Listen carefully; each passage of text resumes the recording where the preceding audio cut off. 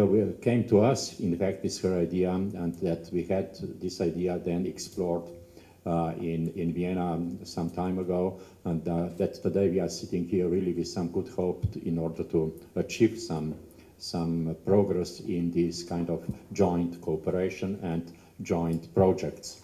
I really wish you all the best, and I wish you that the outcome of today's conference will be really with some good and pragmatic effects. Thank you so much. We would like first to strengthen professional standards in both public relations, industry and media. Then we would like to have a professional education in place and to provide to all of us and to all of us who will be connected to us in the future new business opportunities. As you said, this is like financial viability tool immediately. We would like to incorporate it immediately. So what is the structure? We had the area, as I already mentioned, up to 20 countries are going to be presented. And basically we are going to have three core segments. First one is a Secepro regional forum, like a professional association. And we anticipate that this is going to be this room, like what we have here today. Then we have a Secepro commercial exhibit, which is commercial event that will support a non-commercial segment of Secepro. So that will keep us up and running. Why we decided to have the exhibit as the first segment of the Secepro? We decided to have it because it's a very rare occasion that the public relation agencies, individuals, have a chance to, unless there is a festival and there is a competition, that they have a chance to present their work on various kinds. So that's why we decided to organize exhibit. All theory is coming from the practice, but it depends how you consider the practice. And of course there are many different, let me say, points of interest or perspectives of knowledge or interests of knowledge, how to consider the practice. There are at least four we are using within doing science. It's a normative perspective, finding what are the values of communication. There is somehow a political and analytical perspective, finding out what are the empirical characters and characteristics of communication.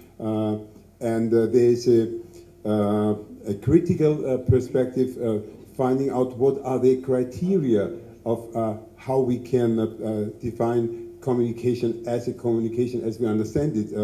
And the last one is the pragmatic one. What should we do in order to come so far that we can say this is communication, or this is journalism, or this is somehow PR? Every second, people all over the world upload 24 hours of content. So every second, 24 hours of content is uploaded on YouTube. So not just journalists and media, but also public relations organizations are facing extreme individualization, fragmentation, and also, in a way, chaos. Something about ethics in journalism and ethics in PR, I said it is mission impossible, because we cannot say today a lot of good words about ethics in media, especially in transition countries. And I must say that from day to day, I'm pretty sure that PR is helping Croatian media to survive. But the news organization is supposed to report the news, not support an agenda. One has to ask, what about the people's right to know the truth? Can there be democracy if the people are not given truthful information on which to base their opinion? How can anyone take this kind of news reporting seriously? Fool me once, shame on you. Fool me twice, shame on me, concludes Gordon Arnault. To avoid dramatic consequences, the journalistic ethic must be allowed to be combined closely with an ethic of economic activity, which also requires regulatory norms, such as acceptance, confirmation, and feedback through participants in the market, and so on. I'm very happy and wholeheartedly support the idea of establishment of Secepro. I remember discussing this idea with Oliver nearly 3 years ago at Vienna airport. Well, he came to meet me. I had a transit flight there. And I can only say that for these 3 years, one could say that this is a lost time for all people working in the PR industry in the region in Southeast Europe and Central Europe, because instead of having our own entity, then we allowed the big international companies to step in and actually conquer our markets. React to the context that it finds itself in. So, you know, it had to, you in a sense had to go through the process of learning public relations, the adaptation of it. And the one word that was missing from what was just said there was what this period has done is it's given confidence. It's given confidence to practitioners throughout everywhere, which is not Western Europe and what is not the United States. I have spent quite a bit of time in these last couple of months judging competitions for public relations. I came back from Latvia last week. I've done the South Africans. I've done our own GWA competition. And what I see is a great improvement in the standard of work that is being done compared to the work that's being done in America and Western Europe, where public relations has become a commodity. It is that a client will say, I want 10 press releases, I want them in these newspapers.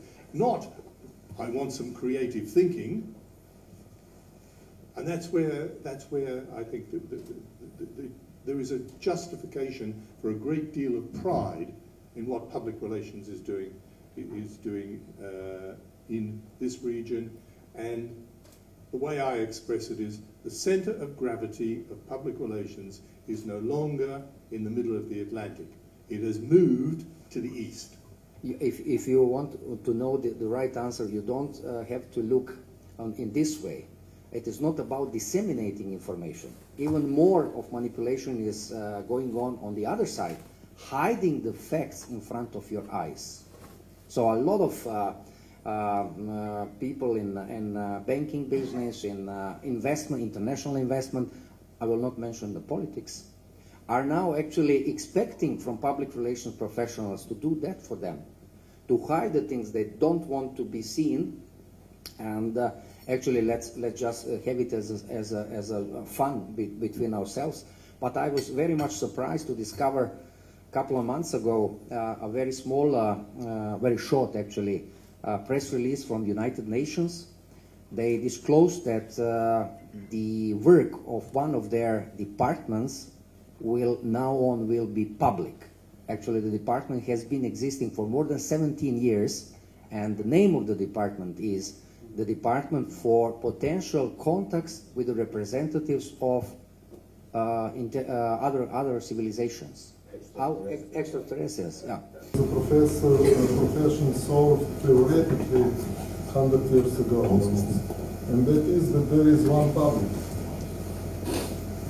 There is no one public, there is no one interest. And saying, I'll come to the point, and saying that the media was a watchdog, or is a watchdog, is a major illusion that is harming now both media, mostly, of course. To establish a breach of understanding between the company institutions and their target publics. So both of us, we protect public interest by the books. What we are doing on a daily level is something different. What we are doing. Journalists need to make a news until 2 o'clock, because the newspaper is closing at 3. They desperately need the news. We are here to help them. We create the news, preparing news, and send to them at 1 o'clock. Maybe some of them are still in bed, because all analyses are created by us. And he said, I'm okay, that's a good article. and it's published tomorrow. And we are staying again minority, and we are offering services. Basically, somebody can offer service, we can say, no, we are not doing this, because it's against the code of conduct. I see that Burson Master didn't have any moral indignation covering the oil catastrophe in Mexican Bay. If they didn't do that, somebody else will do it. It's a question for us. We need to live for something, and everybody is doing this business not because of the Pope. I don't want to be the bigger Pope than the Pope. Standards. And, you know, if we say the fact that people don't like us doesn't matter. The fact that people don't trust us doesn't matter. But they need us. They don't like us, they don't trust us, but they need us. And they're paying because of their need, because of their greed, because of the basic sins, whatever. So we try to teach clients why they should why they should follow professional instruments. So not just say no to them, because we are responsible for outcomes. As you said, it's education. And what I want to say, we talk a lot about media, but media is not the only instrument to address our target audience and general audience. Actually, I believe that we have general audience too, because if we say about Chernobyl disaster, if we say about Kursk submarine, if we say about events in United States in September 11th, this is a messaging campaign for the general audience. I guess we must, we have not, we did not receive the documents before our meetings. And we must now, we have now to check the documents, your proposition, and send you by mail maybe our suggestion. Yeah, let's talk about concept, let's talk about idea, let's talk about I'm sorry. I guess we, first of all, we must be carefully to position each of us. And we can give possibilities to, no, if we don't want to hear one another, it's impossible to work together.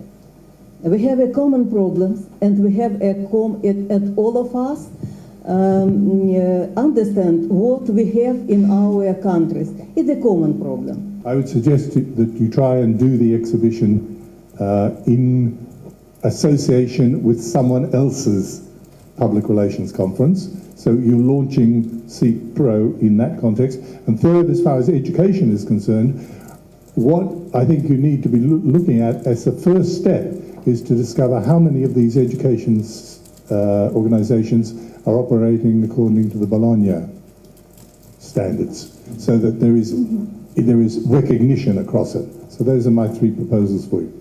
Yes, of course, PR is much broader than media relations, and unfortunately, although I love media, I have to say in some last campaigns, I was so happy that PR is not just media relations. And just let me share one very, very short campaign.